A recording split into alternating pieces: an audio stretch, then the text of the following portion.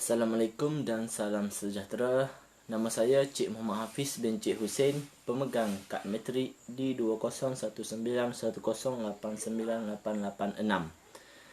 Hari ini saya akan membincangkan usaha-usaha untuk memupuk perpaduan kaum di Malaysia. Dalam mengharungi arus globalisasi di Malaysia, kita hendaklah memperkasakan keeratan serta perpaduan kaum di Malaysia bagi mengelakkan berlakunya rusuhan kaum. Menurut kata Perdana Menteri yang ke-6, keakraban rencaman kaum, penawar yang paling mujarab bagi menyemarakkan keakraban kaum. Bak kata pepatah, bola air kerana pembentung, bola manusia kerana muafakat. Persoalannya, apakah usaha-usaha yang boleh dilaksanakan bagi memperkasakan perpaduan kaum di Malaysia? Dalam mengharungi usaha pemodenan ini, usaha yang efisien harus dibuat bagi membentuk perpaduan kaum di negara kita. Pihak kerajaan mempunyai peranan dalam merealisasikan perpaduan kaum. Usaha kerajaan mengadakan majlis rumah terbuka peringkat kebangsaan untuk menyambut perayaan kaum utama Malaysia amat dialu-alukan. Menurut Perdana Menteri kita, konsep satu Malaysia dapat dijayakan melalui majlis sebegini. Mereka menghadirkan diri dan mengintimkan hubungan mereka dengan masyarakat yang mempunyai pelbagai kaum dan latar belakang. Interaksi ini dalam majlis sebegini dapat memperkasakan lagi hubungan antara kaum di Malaysia.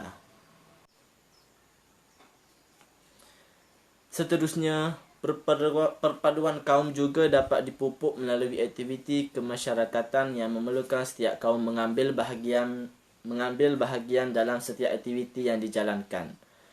Dengan cara ini, dapat memupuk lagi semangat kerjasama dan saling membantu antara satu sama lain dengan menghapuskan sikap mementingkan diri yang tertanam di dalam jiwa masyarakat kini.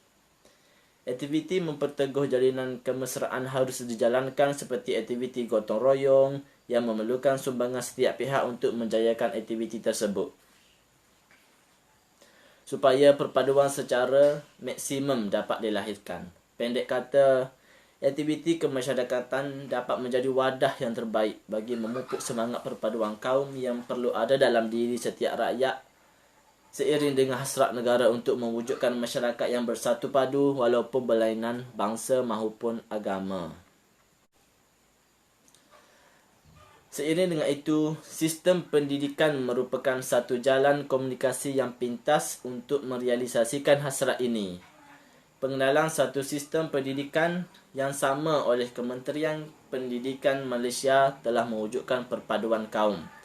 Selain itu, sekolah wawasan yang menempatkan 3 jenis sekolah iaitu sekolah kebangsaan, sekolah jenis kebangsaan Cina dan sekolah jenis kebangsaan Tamil juga mempercepat proses perpaduan kaum.